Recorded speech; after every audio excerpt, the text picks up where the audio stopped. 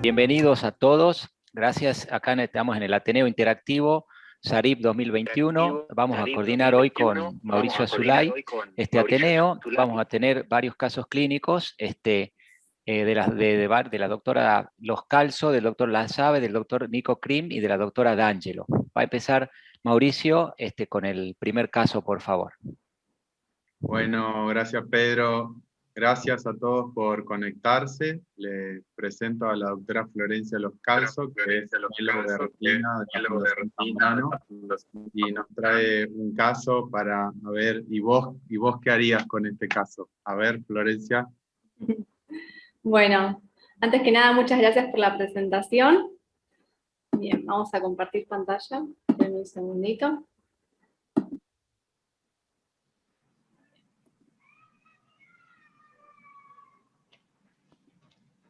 Bien, ¿ahí se ve bien?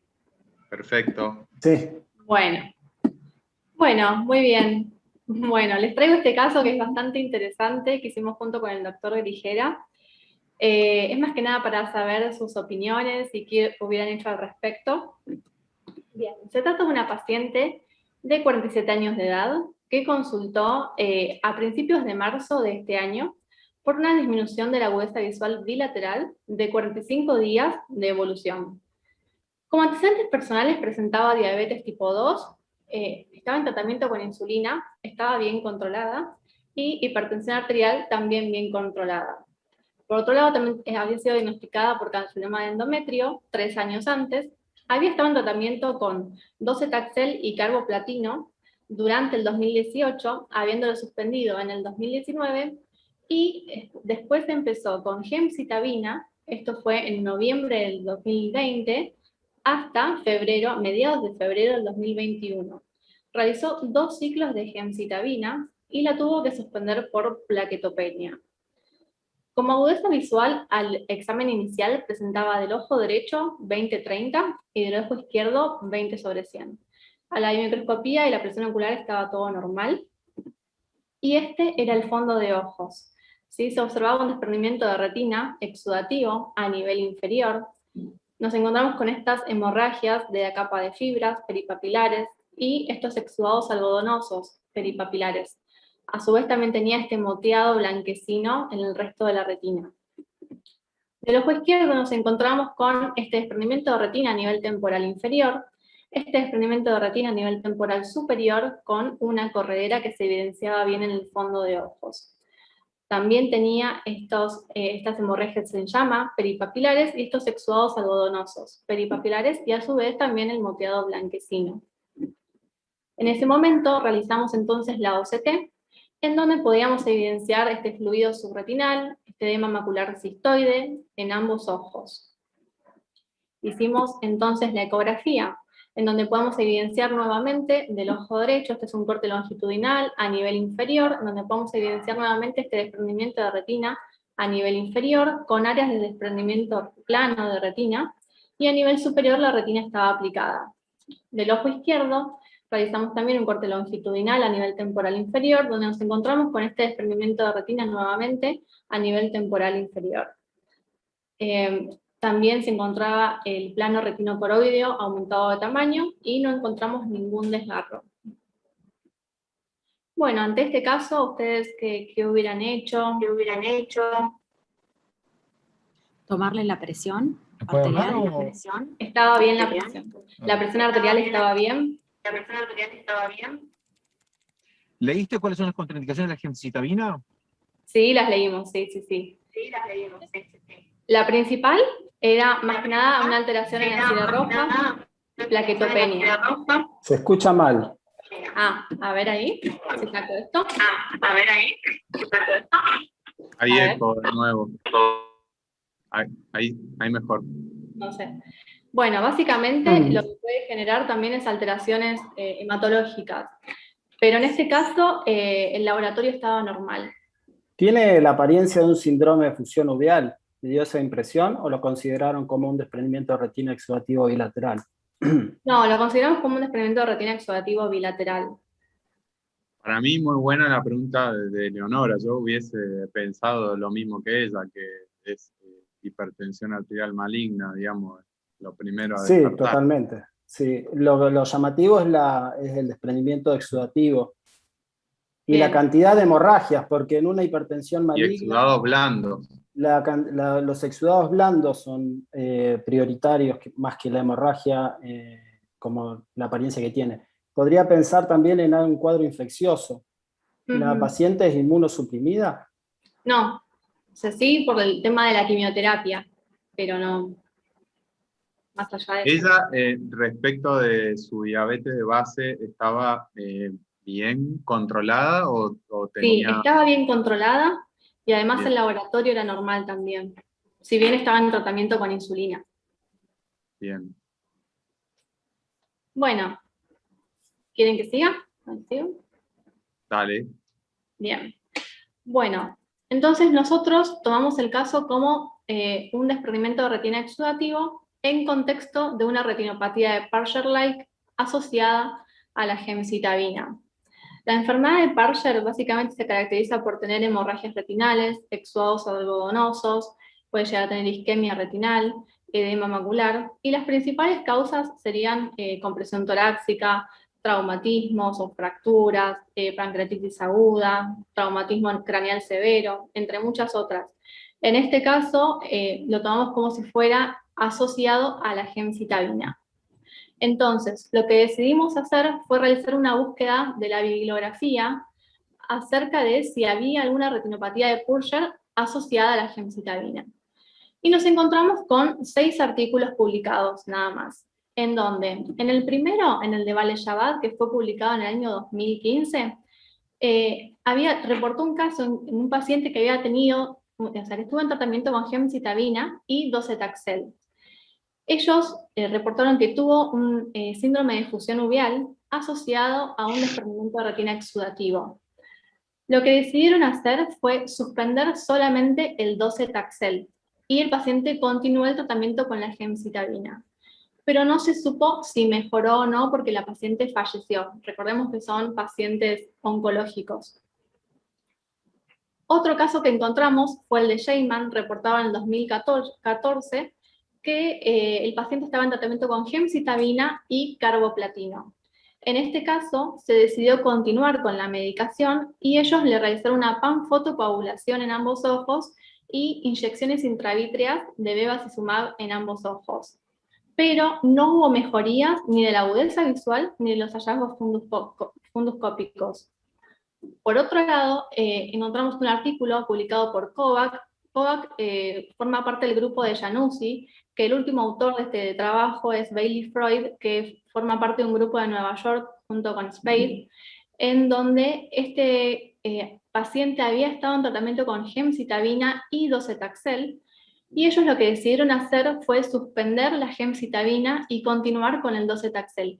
Y en este caso sí hubo mejorías de los hallazgos del fondo de ojos y de la agudeza visual. Por otro lado, Banach publicó, este fue el primer caso en el año 2000, y también el único caso, al igual que el nuestro, que estaba en tratamiento con gemcitabina y ningún otro quimioterápico asociado. Ellos lo que decidieron hacer fue suspender la gemcitabina y comenzar un tratamiento con prednisolona vía oral, pero no se supo si mejoró porque el paciente falleció también. Por otro lado, está publicado el caso de Vejera, en donde, este fue en el 2018, en donde estaban en tratamiento con gemcitabina y carboplatino. Ellos decidieron suspender la gemcitabina y empezaron un tratamiento con pentoxifilina vía oral. Y acá sí hubo mejorías del cuadro. Por otro lado, en el caso de Tija, fue publicado en el año 2009, tuvieron un paciente que estaba en tratamiento con gemcitabina y carboplatino, y ellos decidieron suspender la gemcitabina y que continuara solo con el carboplatino. Ellos encontraron mejorías en la agudeza visual y en el fondo de ojos, por lo que deciden reintroducir la gemcitabina. Pero al cabo de un mes, el paciente desarrolló nuevamente estos exudados algodonosos y estas hemorragias peripapilares. Por otro lado, también queremos destacar que en 4 de los 6 casos publicados tienen asociadas hipertensión o diabetes. Así que podríamos decir que tal vez podría ser un factor de riesgo para desarrollar esta enfermedad. Bueno, entonces ante esto nosotros lo que decidimos hacer fue suspender la gemcitabina hablando con el oncólogo, y al cabo de un mes en total de haber suspendido la gemcitabina, la paciente presentó 9 décimas del ojo derecho y 8 décimas del ojo izquierdo. Recordamos cómo estaba la OCT al principio, y miren cómo está ahora. Se había ido totalmente el edema macular cistoideo, el fluido subretinal, presentaba este moteado leve de la elipsoides y presentaba estas lesiones hiperreflectivas, estos foci hiperreflectivos, que se dice que son lesiones precursoras de los exudados duros, que podrían ser macrófagos cargados de lípidos o segmentos externos de los fotorreceptores no fagocitados. Recordemos el ojo izquierdo cómo estaba y cómo estaba después de un mes, con los mismos hallazgos que el ojo contralateral. Bien, esta es la foto color. Vemos que ya no tiene más el desprendimiento de retina exudativo inferior que tenía antes, y vemos que tiene mucha menor cantidad de hemorragias y exudados algodonosos. Vemos la RFG en tiempo arteriovenoso, en donde podemos observar que tiene microhemorragias, microneurismas, que tiene esta hiperfluorescencia a nivel perivascular, con algunas áreas de isquemia. Y a tiempo tardío podemos encontrar también esta pérdida de colorante perivascular. Y del ojo izquierdo tampoco tenemos más los desprendimientos de retina a nivel temporal inferior y superior que teníamos antes, y con menor cantidad de hemorragias y exudados. Y bueno, esta es la RFG en tiempo arteriovenoso, con los mismos hallazgos que el otro ojo, con menor cantidad de isquemia. El tiempo tardío, con también pérdida de colorante perivascular. Entonces, como conclusión, podríamos decir que ante la suspensión de la gemcitabina hay una clara mejoría espontánea de los hallazgos en el fondo de ojos y de la agudeza visual. Por otro lado, podríamos decir que en nuestro conocimiento este es el primer reporte de desprendimiento de retina exudativo bilateral en el contexto de una retinopatía asociada a la gemcitabina. Y por otro lado, como les decía, podríamos decir que la diabetes y la hipertensión podrían ser factores de riesgos para desarrollar esta enfermedad vasoclusiva. Bueno, muchas gracias. Muy bueno, Florencia, ¿eh? Excelente Sí, Pedro. presentación, Florencia.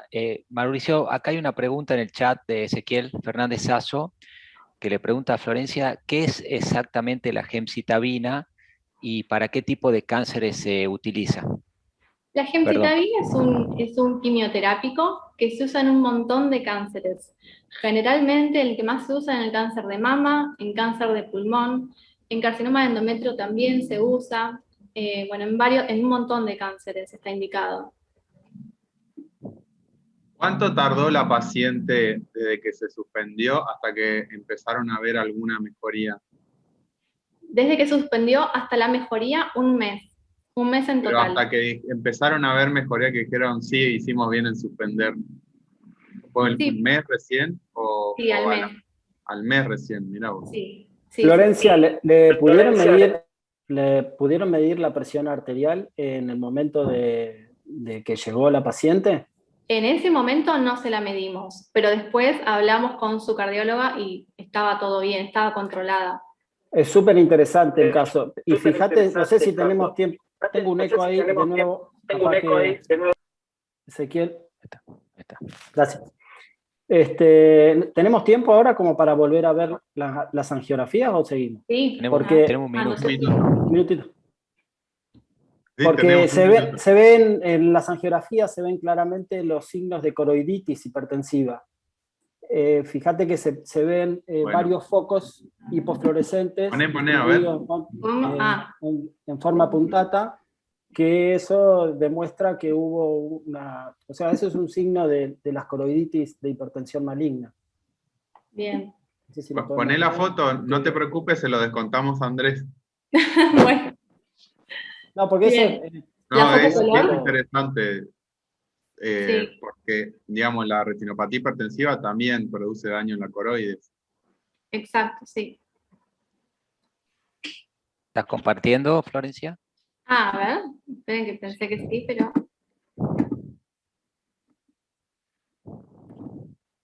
A ver ahí. Andá a las primeras fotitos de la angiografía. Fíjate ahí en la primera? parte temporal. No, esa estaba bien, esa no importa, Ok. estaba bien. Fíjate las lesiones puntiformes hipofluorescentes distribuidas menores de entre 20 y 30 micras. La otra parte, en la parte temporal, sobre Sí, todo donde en el fondo de ojo color no se ven lesiones. Y en la Claro, angiografía parecen se pueden. cicatrices de láser, pero no tiene Sí. láser. Exacto, No, esos son no. signos, sí, signos puntiformes, puntatas, de coroiditis puntatas hipertensivas. Bien. Muy bueno, Andrés. Entonces, Muy bueno. en el otro ojo igual, fíjate que indudablemente ha estado dentro de un marco de hipertensión arterial, crisis aguda, ¿no? Y ¿Ves? Ahí también se ve. Bien. Bueno, muy buen caso, Florencia, felicitaciones. Bueno, muchas gracias. buenísimo, Florencia. Bueno, vamos a continuar con Andrés Lasabe, médico especialista en retina y uveitis, que trabaja en Mar del Plata. Así que adelante, Andrés. Gracias, Mauri. Me dicen si se está viendo, a ver. ¿Se ve a pantalla completa? Perfecto. Se ve perfecto.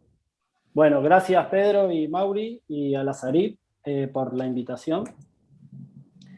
Vamos a presentar este caso, que es una mujer de 60 años que consulta por pérdida visual progresiva en su ojo izquierdo, de 2 meses de evolución. Presenta una agudeza visual de 20/40 en ojo derecho con antecedentes de miopía y en el ojo izquierdo percepción luz con proyección. A la biomicroscopía no hay hallazgos patológicos y al fondo de ojos se observa en su ojo derecho signos de miopía moderada y en su ojo izquierdo llama la atención, como ven, la ausencia anatómica del área macular y del nervio óptico, probablemente esté oculto por esa contracción del tejido con forma de pliegue estrellado, secundario a una proliferación vitrioretinal o PBR, que al menos esto está denotando cierta cronicidad del cuadro. Y por otro lado, en la misma imagen podemos ver la presencia de una rotura retinal con bordes enrollados. Por supuesto, esto no es ninguna incógnita, pero se debe a un caso de desprendimiento de retina, reumatógeno crónico, con PBR en estadios avanzados. Y vemos que este cuadro representa signos que atraviesan todos los grados de PBR. La clasificación vigente de PBR se estratifica según el tiempo de evolución de la proliferación. Y a medida que el tiempo avanza, las lesiones van empeorando, pero los signos de cada etapa persisten. Por ejemplo, si repasamos el grado A de PBR, que es el más incipiente, comienza con células vítreas pigmentadas que pueden verse. Ahí en las imágenes se están viendo en este momento las bandas de condensación. Perdón, se me fue.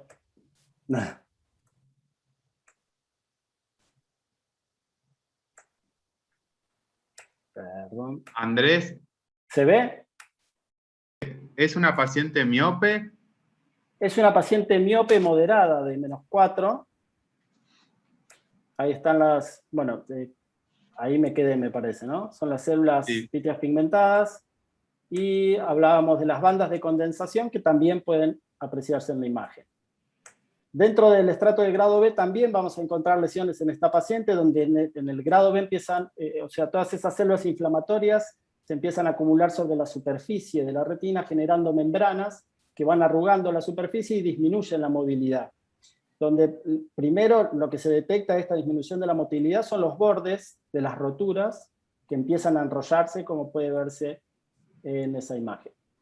Y por último, también presenta lesiones, por supuesto, de PBR grado C, donde la definición del PBR grado C son pliegues retinales completos en todas las capas.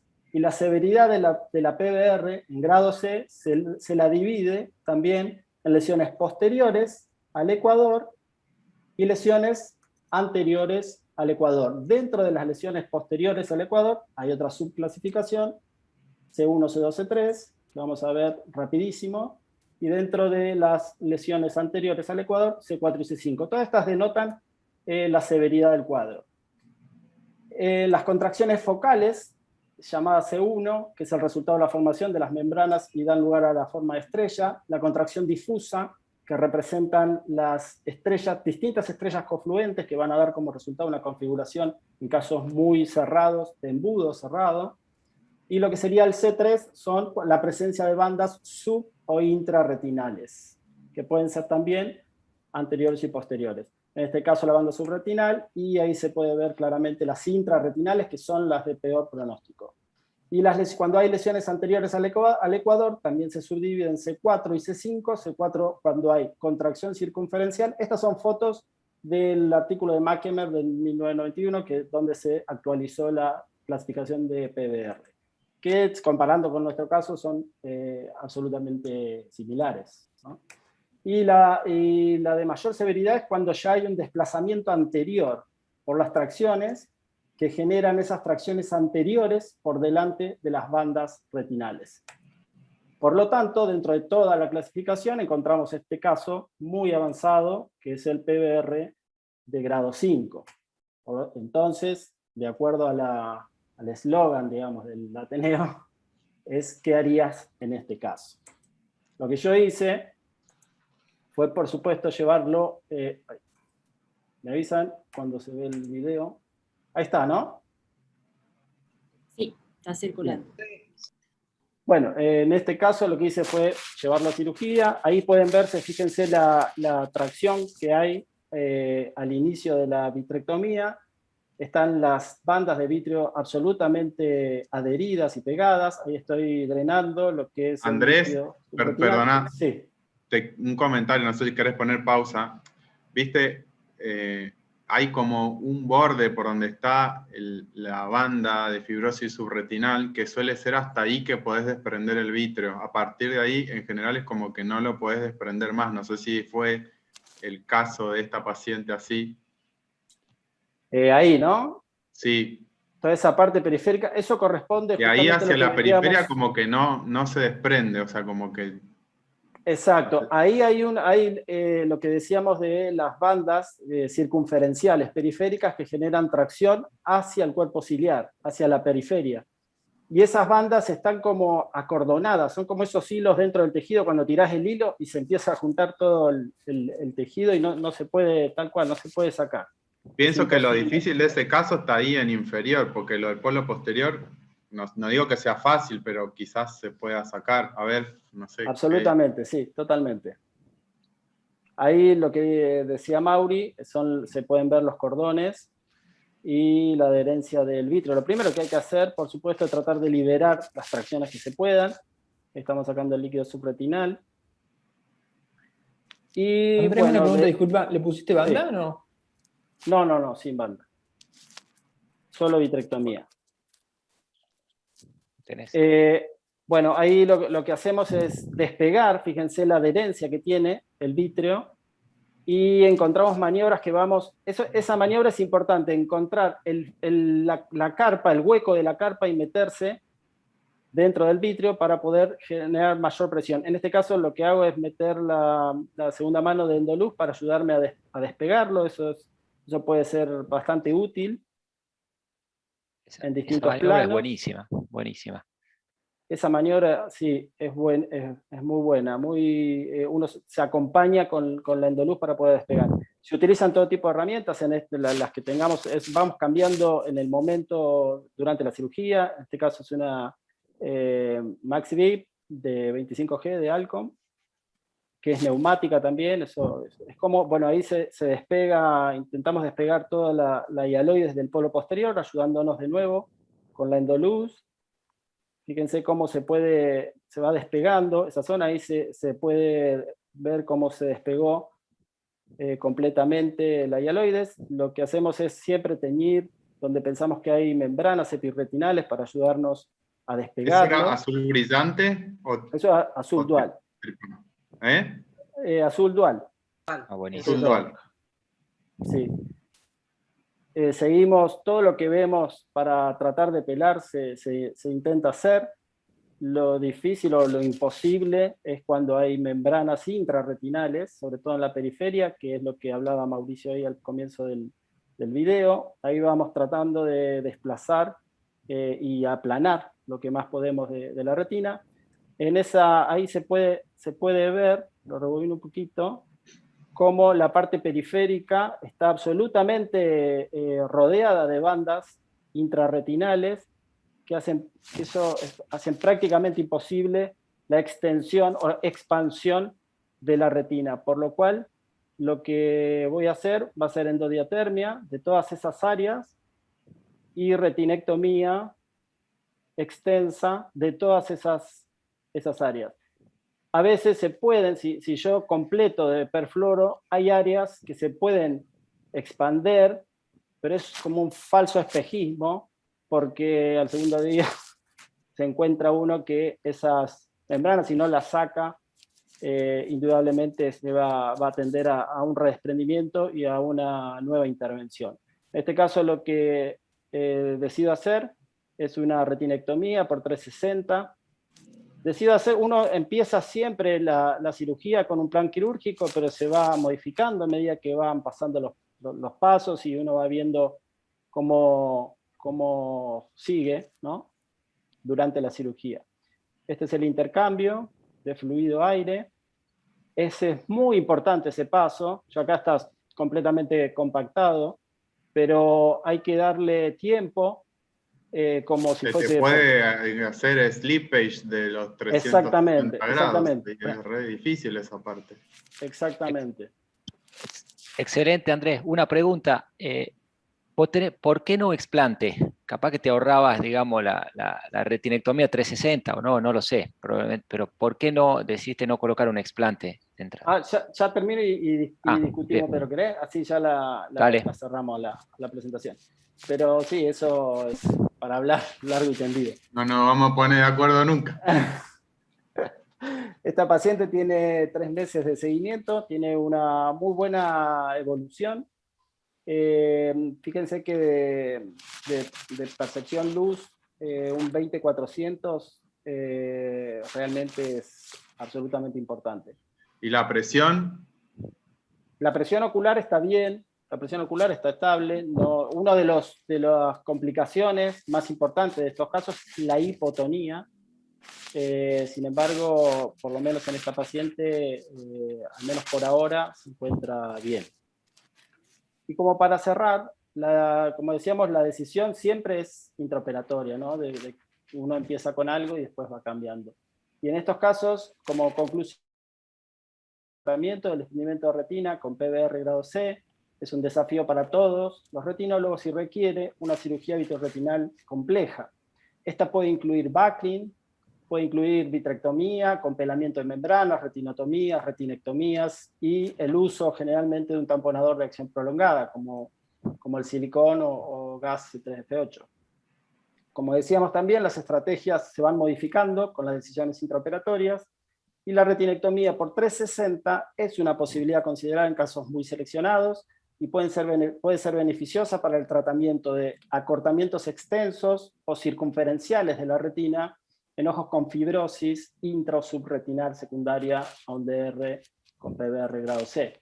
Y a pesar de la complejidad y complicaciones como hemorragias o hipotonías o incluso tisis, no se debe subestimar el valor de la tasa funcional que estos pacientes pueden alcanzar, especialmente cuando los comparan los mismos pacientes con la visión preoperatoria y cuando uno le explica lo que sería la evolución natural de la enfermedad. Bueno, muchas gracias. Andrés, la verdad que te felicito porque quedó hermoso, digamos. ¿Te animarías a sacarle el aceite o probar, digamos, llegado el momento? Bueno, creo que sí, que lo haría, depende de la evolución de cómo siga todo, pero incluso uno de los signos de supuestamente mayor estabilidad es el poco tiempo que el silicón esté en el ojo, porque sabemos que el silicón puede generar también lesiones proliferativas y darle una nueva formación de PBR. Y de todas maneras, a la vez, sabemos también que el silicón actúa de una manera, dándole tono a ese ojo que muchas veces tiene el cuerpo ciliar muy dañado y una vez que se le saca el aceite no logra compensar ese cambio y puede tender a la hipotonía crónica y bueno, llevar a cosas peores, ¿no? Hola chicos, ¿puedo hablar? Andrés, Pedro, ¿Puedo Sí. hablar? Lo de... Sí, Sí, claro. te preguntaba si usaste en algún momento técnica bimanual. ¿Vos usas chandelier en estos casos también? Sí, siempre, sí, Siempre, sí, sí, yo también. siempre. Y bimanual también, y sí, Hay que usar todo, sé todo lo todo. disponible. Sí. Son cirugías muy compactadas en el video, pero dura 1 hora y media, 2 horas, muchas veces, sí. Y bueno, en relación al backing, por supuesto que es una opción. Como te decía, la estrategia de tratamiento se va modificando durante la cirugía, pero en estos casos donde es tan posterior la fibrosis intrarretinal, creo que no hay otra forma de sacar esa fibrosis intrarretinal que cortando.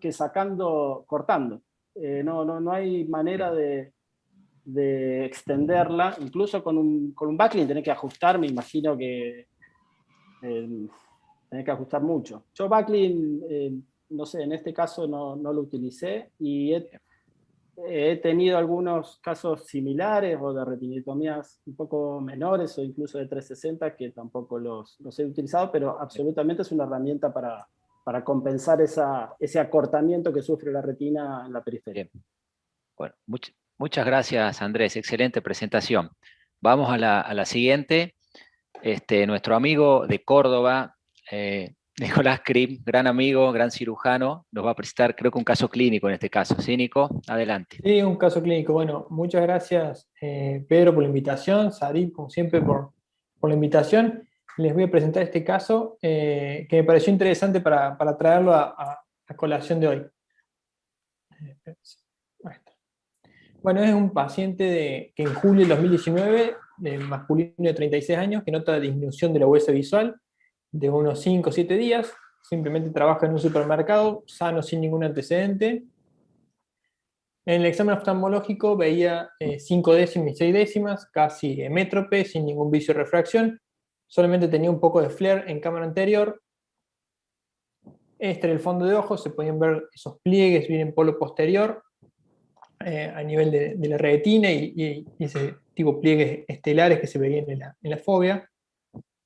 Cuando le hacemos el OCT, cuando hacemos la retinofluorescein se pueden ver puntos hiperfluorescentes en todo lo que es el polo posterior, en los dos ojos. Hay diferentes tiempos de la retinofluorescein por quien la hizo, pero bueno, los puntos hiperfluorescentes estaban en ambos ojos. Y en el OCT se puede ver estos despegamientos del neuroepitelio, tanto en un ojo como en el otro. El diagnóstico al que arribamos era un síndrome de Burko-Shinagarada, que se veía bastante clásico. Tenía muy buena aviso visual, una persona joven, activa. Entonces, bueno, decimos un tratamiento agresivo de metilprednisolona durante 1 gramo día por 3 días. Al alta se fue con un mantenimiento a dosis altas, con reducción, atropina, acetato de prednisolona, y se habla con reumatología y se propone el comienzo de azathioprina para un tratamiento a largo plazo y control de la enfermedad.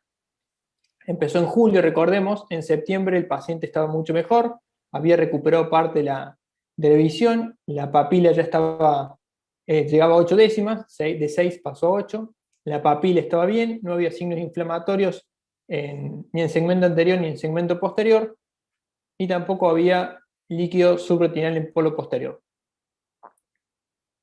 En diciembre del 2019 presenta una hepatitis tóxica por la azathioprina, lo cual requiere una hospitalización del paciente y la suspensión consiguiente del medicamento.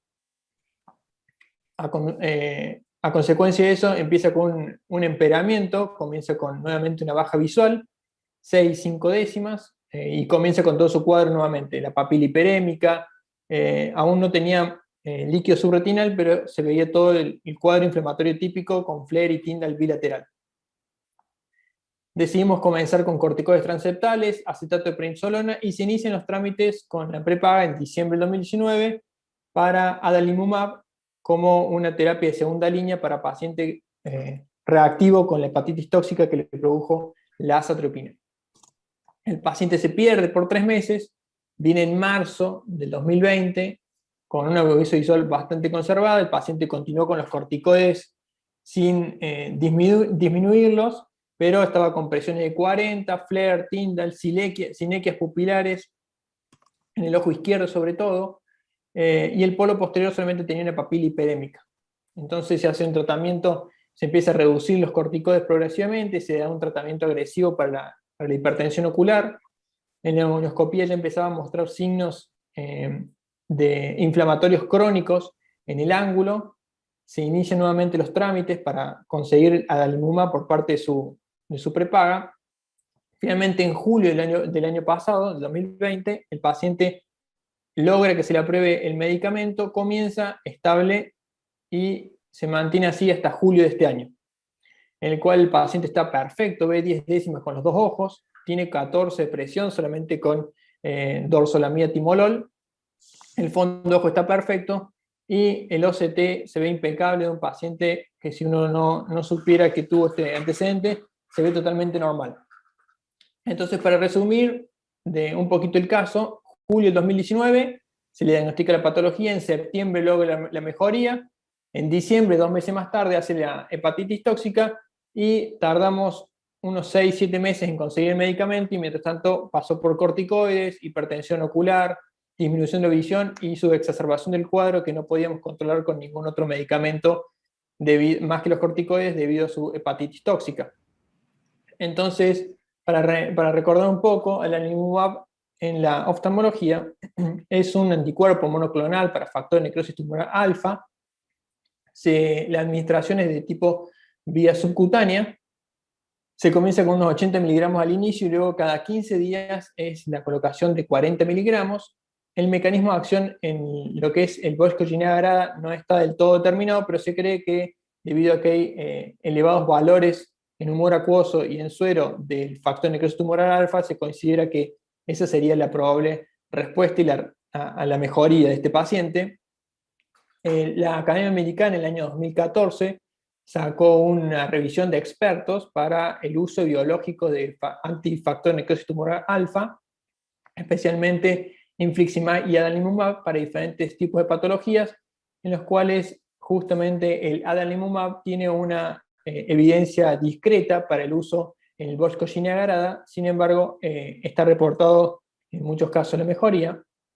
Y la revisión más grande de casos tratados con adalimumab de Bosch-Kojineá agarada es de nuestros amigos Ariel y Cristóbal Couto, en el cual tuvieron ellos una revisión de 14 pacientes que tuvieron muy buena respuesta al tratamiento, y lo que deja la duda es el seguimiento y cuánto tiempo se le tiene que dar este medicamento, porque si bien tiene muy buena respuesta, sabemos que el seguimiento a largo plazo no es totalmente gratis para el cuerpo, y hay reacciones adversas que están muy bien identificadas, más allá de las leves, como las infecciones en vías aéreas superiores, más que nada, también incluye el aumento del riesgo de desarrollar melanoma, leucopenia, hiperlipidemia, hipertensión, dolor muscular, espasmos musculares. Entonces, como decía la consigna del Ateneo, ¿cómo seguimos? ¿Cuándo se suspende? ¿Cuándo lo suspenderían ustedes el tratamiento? En el caso de recaída, ¿cómo es que manejan un caso así en el cual ya tuvo una hepatitis tóxica? Y recordar que ahora está con 10 décimas y tardó mucho en conseguir la aprobación por su prepaga. Sabemos que son medicamentos costosos para el sistema de salud, con lo cual es difícil conseguirlo. Entonces, una vez que lo suspendemos, corremos el riesgo de no recuperar, esa aprobación. Así que bueno, muchas gracias. Estas son nuestras hermosas sierras. Invitados todos a visitarnos. Bien. Nico, acá en el chat Ezequiel pregunta ¿por qué elegiste adalimumab y por ahí no un medicamento un poco más barato como clorambucilo o metotrexato? Lo hablamos con el servicio de reumatología y ellos evidenciaron justamente de que había... Hepatotóxicos. ¿Cómo? Ay, perdón. No, que son hepatotóxicos. Claro, exactamente, todos ellos son todos hepatotóxicos. Entonces la idea era justamente salir de ese grupo de medicamentos de la eliminación hepática, y que si bien obviamente está reportado algunos casos de toxicidad hepática en adalimumab, justamente esa fue la condición por la cual la prepaga lo aprobó, porque la hepatitis tóxica llevó al paciente a estar internado 10 días con transaminasas casi en 2000, 3000, entonces bueno, era muy alto y tuvimos que suspender todo. No sé, Andrés, ¿ustedes cómo lo manejarían? ¿Cuándo le sacarían el adalimumab? ¿Cómo seguirían ustedes un paciente así, el cual está perfecto hoy? Y bueno, sabemos que no es ausente de riesgo el uso de biológicos a largo plazo. ¿Cuánto tiempo ustedes seguirían con tratamiento? No sé, quería conocer sus opiniones. En general, en todas las enfermedades inmunológicas, autoinmunes, especialmente con uveitis, donde se empieza a tener una buena respuesta con terapia inmunosupresora, se estima aproximadamente unos 2 años de enfermedad en remisión hasta sacar la medicación. Si esta paciente, ¿cuántos años tenía, Nico? Más o menos. Tiene 37 ahora. Una paciente, bueno, sí, y mejoró y está totalmente inactiva, ¿cierto? Sí, ahora está totalmente inactivo. De hecho, yo lo vi esta semana, está impecable. Sí, la adalimumab, la ventaja que tiene también es la compliance que tiene el paciente, porque es una medicación que se hace cada 15 días y sobre todo si una paciente que viene de tomar 2 o 3 pastillas por día, realmente para ellos es mucho mejor y se ha demostrado también la efectividad de adalimumab en Bogoyanagi, así que está perfecto. La terapia está perfecta. Una de las formas fáciles de ver si la paciente tiene riesgo de reactivación es a través simplemente del OCT-EDI, que nos permite, al comparar entre visitas, si encontramos en una visita que la paciente refiere, no, tuve un poquito de mosquitas o algo nuevo, y uno le hace el OCT, comparando con el anterior, se encuentra un engrosamiento mayor de la coroides, tenés que arremangarte y estar preparado para lo que se viene, porque es un factor de predicción de una nueva crisis. Esa es una forma fácil. Así lo estamos siguiendo. Perfecto, genial. Buenísimo. Te felicito, Nico. Bueno, muchas gracias. Bien. Pedro. Bueno, seguimos adelante. Ahora vamos a presentar otros casos relacionados a COVID, un poco, ¿sí? ¿Se ve bien la pantalla ahí? ¿Sí? ¿Se ve, Mauricio? Sí, se ve bien. Se ve perfecto. Bueno. El caso, vamos a ver, es un paciente varón de 32 años que consulta por disminución de agudeza visual en su ojo izquierdo de 10 días de evolución. Como antecedente, estaba en una etapa de COVID moderado, no había requerido internación sino en su casa, desde hace 3 semanas, y había sido tratado con múltiples drogas, entre ellas la dexametasona, 1 miligramo día, claritromicina, dosis habituales, amoxicilina, clavulanato, ivermectina, aspirineta y ibuprofeno. Y el paciente relataba que, bastante bien decía, en la segunda semana del COVID, o sea, 11 días después del inicio del diagnóstico, el paciente había empezado con esta disminución de agudeza visual en su ojo izquierdo. Obviamente un paciente con personalidad tipo A, con un síndrome metabólico. Fíjense, el ojo derecho estaba a 10 décimas perfecto y en el ojo izquierdo la visión estaba en 6 décimas, tenía metamorfopsia en ese ojo, y podemos ver acá en la retinografía de campo amplio una pérdida de transparencia de la retina a nivel foveal. Ante esto, obviamente, pedimos exámenes complementarios. Fíjense, obviamente, en el ojo izquierdo tenemos este desprendimiento seroso subfoveal, ¿correcto? Con un aumento de 347 micras, pero en el ojo derecho, como hallazgo, porque él no relataba que había perdido visión, también vemos un desprendimiento subretinal inferior a la fóvea, con una fóvea de espesor normal. Obviamente lo interpretamos como una coroidiopatía central serosa. Fíjense los campos visuales, obviamente disminución central e inferior en el ojo izquierdo y dispersa en el ojo derecho prácticamente normal, con algunos escotomas dispersos. Yo lo vi al paciente, obviamente suspendí la dexametasona oral, le agregué AINE tópico cada 6 horas, cetazolamida, una pastilla cada 8, seguí con las aspirinetas y le hice tratamiento psicológico, porque estaba muy ansioso el paciente, y lorazepam medio miligramo por día. A los 30 días, restitución ad íntegrum, el paciente 10 décimas en su ojo sin metamorfopsia. Fíjense la retinografía de campo amplio, se ve perfecto. No hay, también hay que ver acá los episodios vasculares, hay eventos trombóticos, venosos, hay eventos arteriales, en este caso no había. Fíjense la autofluorescencia, se restituyó ad íntegro, no hay defecto del epitelio pigmentario. La OCT sin líquido subretinal, restitución bien del espesor, la angio-CT, podemos ver que no hay alteración de la plexo capilar superficial o profundo, pero sí, bueno, vemos esta alteración coroidea, y además tenemos un paciente que tiene una coroides gruesa, ¿sí? En este caso, este es paciente 1. Entonces, ante esto yo me comuniqué con algunos colegas, digo, muchachos, ¿tienen algún caso similar? Ah, perdón, y el campo visual con restitución ad íntegro. Bueno, me comuniqué con unos colegas, y este es otro caso clínico, no es mío, es de un colega, el doctor Artigas, que gentilmente me lo cedió. Fíjense, varón también, no 32, sino 42 años, que también ha tenido un antecedente de COVID-19 leve, en este caso había sido diagnosticado hace 15 días, le habían dado dexametasona 8 miligramos por día, que lo habían bajado a 4 miligramos el día anterior, y claritromicina. Y él consulta, obviamente, por un escotoma central en el ojo izquierdo de 7 días de evolución, o sea, aproximadamente 8º día de diagnóstico del COVID, de inicio del tratamiento. Ese ojo izquierdo tenía 5 décimas, con metamorfopsia, el resto normal. Fíjense, la retinografía en el ojo izquierdo se aprecia esta pérdida de transparencia foveal, que obviamente se pone en evidencia con el OCT, en este caso time domain, que se ve el desprendimiento seroso subfoveal en el ojo izquierdo, el escotoma central en el campo visual del ojo izquierdo, y en este caso el colega no recibió ningún tratamiento específico, no modificó el tratamiento del COVID, es decir, siguió con la dexametasona, siguió con la claritromicina, solo le indicó reposo laboral y apoyo psicológico. Y no modificó ese tratamiento, y no dio el tratamiento específico para corridopatía central serosa. Al 90 días vino este paciente, se demoró un poquito más en volver, pero a 90 días restitución ad íntegro, un 10 décimas, fíjense el fondo de ojos normal. Perdón, fue para adelante. Ahí está, el OCT, recuperación total del espesor foveal sin desprendimiento seroso, recuperación del campo visual, este paciente se recuperó.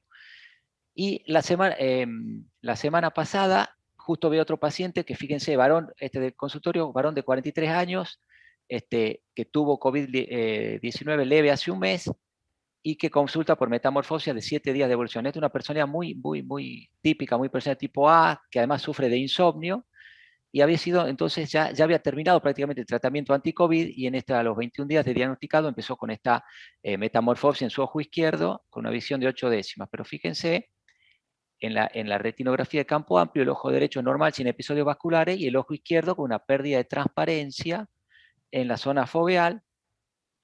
Fíjense la OCT, el desprendimiento seroso subretinal es extramacular temporal, aquí, ¿sí? Pero el paciente relataba su metamorfosia importante. Yo, como ya no estaba con tratamiento COVID con corticoide, nada, le indiqué AINES vía tópica, melatonina D, porque era una persona que mucho insomnio, no podía dormir, 3 miligramos por noche, 2 aspirineta, y bueno, tratamiento psicológico, y lorazepam medio miligramo por día. O sea, entonces nos preguntamos, ¿hay una asociación entre la central serosa aguda y el COVID-19?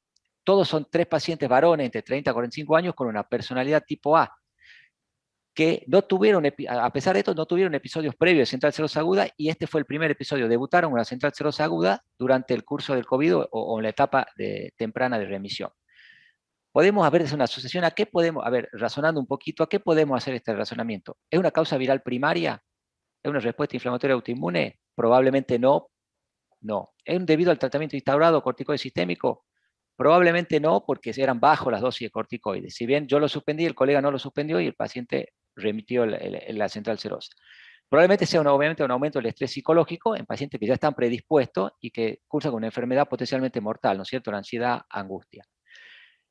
En la bibliografía yo no encontré asociación, digamos, publicada entre central serosa aguda y COVID, sí entre central serosa crónica y COVID-19, en estos pacientes varones entre 40 y 53 años, con personalidad tipo A, que tuvieron un mayor auge de la central serosa crónica por la patología relacionada con el estrés. Bueno, y lo típico obviamente de la COVID y retina, que ya vamos a discutir con el próximo speaker. Esto es lo que fue primeramente publicado, la mancha algodonosa y exudado y hemorragias, sobre todo sobre las arcadas vasculares y con estos puntos hiperfluorescentes en el plexo de células ganglionarias, en el plexo, en la capa plexiforme interna. Y hay otro estudio, el Serpico 19, que dice que, fíjense interesantemente, y que manera interesante, que las arterias y las venas retinianas son más grandes comparadas en los pacientes con COVID con los no expuestos, y el diámetro de las venas retinianas parece correlacionado directamente con la severidad de la enfermedad. Entonces, el planteo de esta clase es relacionar la central serosa aguda con el COVID-19 y a qué ustedes si le encuentran alguna asociación más allá de la personalidad tipo A del paciente o alguna relación con la enfermedad o con la respuesta del organismo. ¿Sí? Bueno, muchas gracias. Pedro, sí. muy, muy interesante. Te hago 2 preguntas de Julio Grijera de YouTube. Dice si de rutina usás acetazolamida en la central serosa y si solés pedir angiografía. Perdón, del acetazolamida la uso, sí, la uso, sí. Y dejo la eplerenona, el inhibidor de la aldosterona o de los mineralocorticoides para la crónica, cuando después de 3 meses, digamos, no remitió, recién ahí le doy le agrego la eplerenona. Bien. ¿Y angiografía es algo que pedís siempre? Como diagnóstico no. O sea, la angiografía la hago si se cronifica, o sea, si pasan 3 meses y no se va el líquido, recién ahí hago la angiografía para buscar algún punto filtrante o ver cómo está la coroides, o el epitelio pigmentario, pero no hago de rutina una angiografía de entrada. No. ¿Y láser micropulsado, Pedro, usás así para las crónicas? No tengo yo láser micropulsado, así que no lo uso, digamos. Bueno, ¿alguien más quiere opinar sobre la asociación de COVID y central serosa? ¿Les parece una verdadera asociación? ¿Piensan que es una coincidencia? ¿Vos qué Pero pensás, Pedro? en realidad ya no conocemos la etiología de la central serosa en forma específica y la asociamos siempre, incluso a episodios emocionales o situaciones de estrés. Si hubiera alguna asociación, o sea, es claro que hay una paquicoroides de base, una enfermedad paquicoroidea, donde los vasos de Haller, lo del tercio externo de la coroides, comprimen a los de adelante, a Sattler y a la coriocapilar, y eso genera una hipoxia del EPR que produce y favorece después a la producción de esta serosis central. Todo eso tiene que estar antes del COVID, eso no tiene asociación, por supuesto, sino seguramente Pedro lo que está representando es esa justamente asociación de esos pacientes con una base ya predispuesta a tener una serosis central que se ha precipitado por el episodio del miedo a morirse, por ejemplo, que tienen cuando atravesar esa situación de estrés como puede ser el COVID, obviamente. Lo podría tomar desde ese lado. Sí, hago un aviso parroquial. Si alguien tiene un episodio así, un paciente predispuesto que hace su debut de la central serosa entre 1 a 30 días del diagnóstico del COVID, se pone en contacto conmigo a ver si lo podemos publicar, digamos, ¿no? Bueno. ¿Querés continuamos, Pedro? Sí, señor. Bueno, ahora Carla D'Angelo, que es residente del Instituto de Microcirugía Ocular Rosario, nos va a presentar también un caso relacionado al COVID. Adelante, Carla. Exacto, muchas gracias a todos. Voy a compartir mi pantalla, a ver si ahí se ve bien. Perdón. Bien, bueno, como me presentó Pedro, muchas gracias. Mi nombre es Carla D'Angelo, soy residente del último año, estoy ya terminando mi residencia y junto al doctor Vidosevich queríamos comentar estos casos que tuvimos hace una semana sobre 2 pacientes con trombosis venosa, pero en relación a la vacuna AstraZeneca. Por eso lo titulé como AstraZeneca, la más temida, porque queremos investigar o ver si la causa de esta trombosis tuvieron relación con las mismas o no. Sabemos que en Argentina hoy en día hay 4 vacunas que se están colocando, que son la Sinopharm, Sputnik, Covishield y la AstraZeneca. Y con respecto a esto, las pacientes que presentaron la trombosis venosa se habían colocado las 2 la vacuna AstraZeneca. El primer caso, una paciente femenina de 64 años, que ella me comentaba en la consulta que era una paciente sana, que nunca había tenido ningún problema de salud, pero que en diciembre del 2020 había sido diagnosticada con COVID, que le había pasado bastante mal durante ese periodo, se había contagiado ella y toda su familia, y presentó una neumonía bilateral, y vemos las imágenes de la tomografía, con bastante compromiso pulmonar bilateral, y que requirió de tratamiento de antibiótico vía oral, no necesitó ser internada, pero que posteriormente necesitó de tratamiento con corticoides durante 3 meses.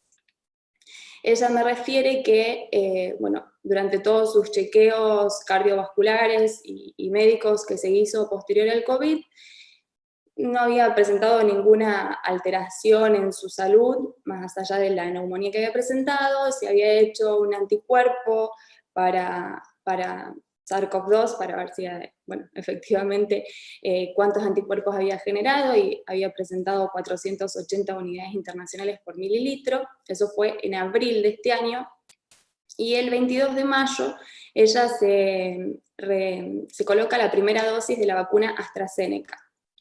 Refiere que un mes después fue a un control médico, le encontraron con presión arterial alta, que ella anteriormente no presentaba, la medicaron para la misma, y presentó una disminución de la agudeza visual aguda del ojo derecho, por lo cual nos consultó. La agudeza visual en el momento del examen estaba en cuentadedos a 1 metro, que no mejoraba con corrección. El resto del examen oftalmológico estaba normal, salvo el fondo de ojos, que presentaba una trombosis venosa de rama inferior. Con respecto a la paciente número 2, también femenina de 62 años, ella sí había tenido un antecedente trombótico en un miembro inferior, por lo cual le habían realizado un bypass aórtico femoral, y actualmente está antiagregada. También tuvo COVID en diciembre del 2020, pero ella refería que había tenido una buena evolución, solo un poco de tos, fiebre y anosmia, y nada más. En abril de este año se colocó la vacuna AstraZeneca en su primera dosis, y el 8 de junio la segunda dosis de la misma. Y refiere que un mes después comenzó con una disminución aguda también de la agudeza visual del ojo derecho, con una visión de 1/10 que no mejoraba, con metamorfopsias, y en el fondo de ojos también una trombosis venosa de rama, en este caso superior. Aquí vemos las imágenes de la OCT de ambas pacientes, y la imagen del fondo de ojo compatible entonces con la trombosis venosa de rama, donde se ve, bueno, característica las hemorragias en llamas, y bueno, algunos exudados algodonosos, la tortuosidad vascular típica de la trombosis venosa. Con respecto a esto, entonces nos llamó la atención la relación que tenía la trombosis con el poco tiempo post vacunación, y entonces empezamos a buscar información sobre, bueno, trombosis venosa. Hay muchos reportes de casos de esto, por supuesto, en lo que es las publicaciones. Lo mismo con la vacuna AstraZeneca, hay al menos 916 resultados sobre la misma, pero lo que no encontramos fue ninguna relación entre la vacuna y la trombosis de vena retinal. Entonces dijimos, bueno, estamos en un momento donde estamos justamente investigando a ver qué resultados da la vacunación, o qué efectos adversos presenta. Lo que sí hay reportes es sobre la relación de trombosis venosa con la enfermedad de COVID. Eso sí, hay varios reportes que hablan de que la enfermedad de COVID aumenta, genera factores proinflamatorios y protrombóticos que pueden llegar a desencadenar este tipo de cuadros. Pero bueno, lo llamativo era la relación con la vacuna, así que por eso presenté este caso, y lo dejo a discusión ahora entre todos. Muchas gracias. Buenísima la presentación. Quería escuchar a Ezequiel acá, pero está conectado. Claro, para hacernos pensar. Sí. Yo también hice una búsqueda, digamos, de la bibliografía, y realmente no hay, viste que uno dice, habla de la trombosis de la vacuna de AstraZeneca, etcétera, y realmente lo que está descrito son trombosis de los senos durales y trombosis de la vena esplácnica, digamos, son los dos casos de trombosis más frecuentemente asociados con la vacuna de AstraZeneca. Y en realidad se cree que es por, digamos, el fenómeno de trombosis con plaquetopenia, digamos, por anticuerpos, antiplaquetas, etcétera. Pero realmente no está muy comprobado. Pero me parece muy interesante los casos, viste, relacionados. ¿Cuánto tiempo después de la segunda dosis de la vacunación fueron las trombosis de rama, Carla? Un mes. ¿Las dos fueron un mes? Las dos un mes, las dos tuvieron COVID aproximadamente hace 6, 7 meses. Por eso lo llamativo de la vacunación, porque los reportes que hay sobre COVID y trombosis venosa es que fueron a los 15 días, al mes post-COVID, semejantes a los casos que presentaste anteriormente. Pero estos tienen un largo tiempo de que tuvieron la enfermedad y al mes de la vacunación aparecieron estos dos casos, que encima llegaron muy, muy cerquita ahora a consulta y nos llamó la atención, la verdad. Claro. Acá Ezequiel comenta que, por el chat que para él sí se asocian y que él tuvo una paciente con una ION post-AstraZeneca, pero bueno, imposible demostrar asociación, dice. Yo también tuve una ION post-AstraZeneca, pero es muy difícil demostrar, ¿no? Lo que sí puede ser es que en algunos pacientes post-COVID, o sea, que hayan tenido COVID y la AstraZeneca, hace un aumento inmunológico mucho más alto en la respuesta de anticuerpos y eso genera justamente la predisposición en algunos a hacer capaz las trombosis y otros no. Carla, te hago una pregunta. Por las dudas, ¿no buscaste si no había asociación con otras vacunas, no solo las de COVID, digamos, otro tipo de vacunas y oclusión venosa? No, la verdad es que eso no lo busqué. ¿Vacunas que no sean COVID, me decís? Claro, por ahí hay otras vacunas que son más viejas, digamos, tienen más historia, pero a veces la respuesta inmunológica son parecidas, digamos, por más que sean virus diferentes. No, la verdad es que eso no lo busqué. Pero bueno, es interesante saberlo también. Sí. De todos los casos que van presentando, lo interesante que es, porque si bien la casuística no es alta, porque cada uno nos ha presentado con uno, yo he tenido 3 ION y 2 trombosis, entonces es como que muchas veces cuando uno quiere publicar, por ahí piensa que el caso es 1 o 2 y que no va a ser significativo, pero muchos de los que estamos acá estamos viendo que algo está pasando, por más que sea con un paciente de toda nuestra práctica. Y eso me parece que es muy importante para los que estamos al frente, en la trinchera, realmente viendo pacientes y viendo cómo solucionamos el problema, tener este tipo de reflexiones que si bien no tenemos una gran casuística por ahora por el tiempo de evolución del problema, esperamos tenerlas a futuro, cada uno aportando su grano, digamos, con los casos que va teniendo, por más que sean reportes de caso. Y para mí eso tiene muchísimo valor. Por supuesto, se esperará ver grandes trabajos en un futuro, pero sí es muy importante porque la mayoría de nosotros hemos tenido... Sí. Una pregunta del chat acá para Carla, del doctor Julio Grijera. Dice si puede ser que en la RG de campo amplio de la segunda paciente se vea una oclusión venosa hemirretiniana superior y no de rama, una oclusión que no se veía muy bien en la imagen. ¿Vuelvo a compartir pantalla? A ver.